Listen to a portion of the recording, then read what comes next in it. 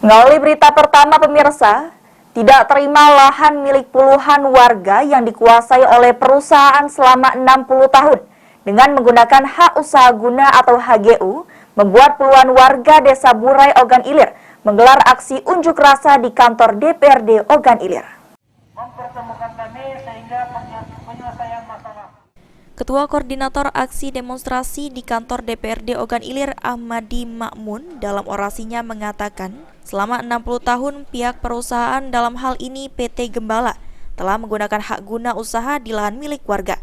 Dan pihak PT tidak pernah memberikan kompensasi kepada pemilik lahan dan ahli waris pemilik lahan ataupun CSR.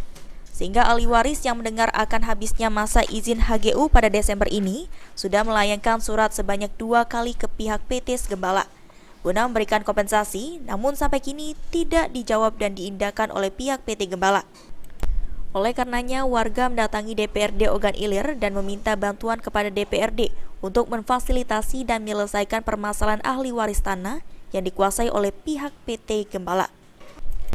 Setidaknya ada 200 hektar atau sebanyak 87 persil lahan di Desa Burai, Kecamatan Tanjung Batu, Ogan Ilir, dikuasai pihak PT Gembala sejak tahun 1975 hingga tahun 1976.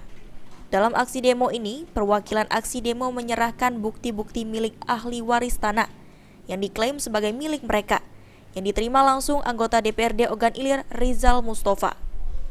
Menurut Rizal, setelah berkas bukti-bukti warga diterima, DPRD Ogan Ilir akan mempelajari dan memahami terlebih dahulu dengan bukti-bukti yang disampaikan pihak warga sebagai ahli waris lahan yang dituding telah dikuasai oleh pihak PT Gembala selama kurang lebih 60 tahun dengan izin tak guna usaha atau HGU.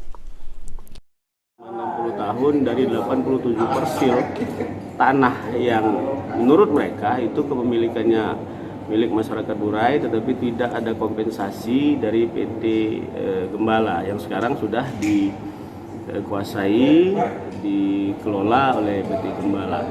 Nah, tentu sebagai lembaga yang mempunyai Pemerintah Kabupaten Ogan Ilir dan ATR BPN Kabupaten Muara Enim akan mencari tahu atas bukti-bukti yang telah ada diterima oleh DPRD.